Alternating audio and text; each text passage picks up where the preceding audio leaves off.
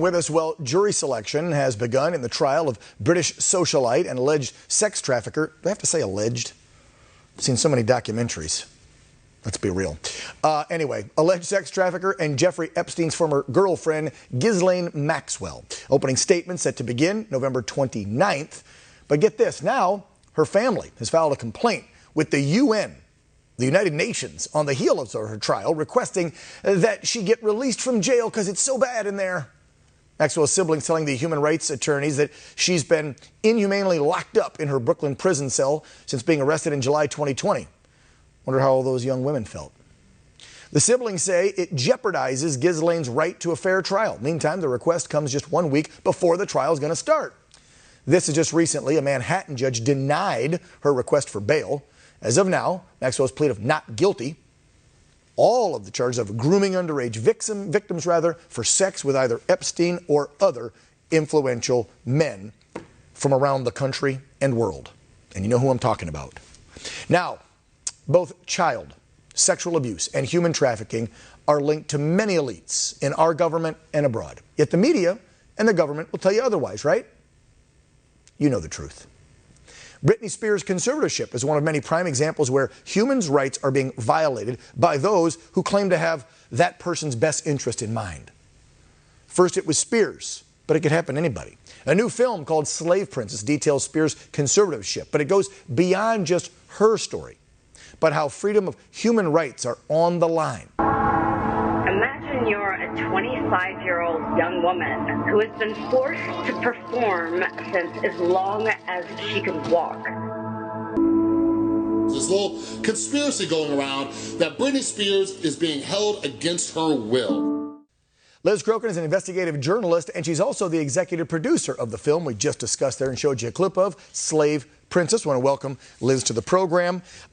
Liz, first and foremost, before we get to the film, I want to back up about the trial because I've been getting so many direct messages and requests to cover this thing because folks are feeling like they're not going to hear about this case anywhere in the mainstream media. But of course, we can't get cameras in there, so we're only learning a little bit by bit each day. I am positive you're tracking this very closely. Yeah, that's a huge concern. There's no cameras allowed in the courtroom, and the mainstream media has not given fair coverage to not only Ghislaine Maxwell in her trial, they have not given fair coverage to anything about Jeffrey Epstein and his elite pedophile ring.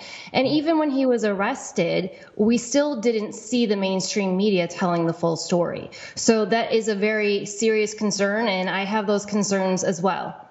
You have spoken with, I understand, and interviewed people that were involved in this whole ring of Epstein. How many do you think you have chatted with personally, the girls that were used and abused by Epstein and Maxwell? I have chatted with some people that were involved and also were victims of this ring. Personally, I haven't chatted with that many victims, but one victim that I have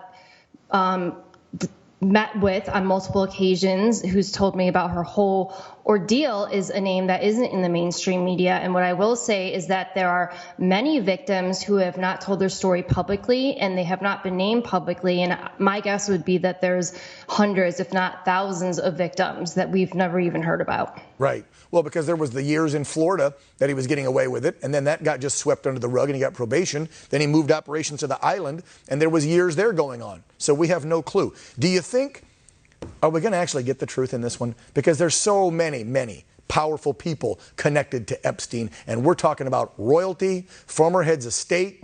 I mean, there's some big names tied to this scum and his girlfriend, whatever she was, madam. Right. Well, I am optimistic because the judge did rule that the co-conspirators have to be named.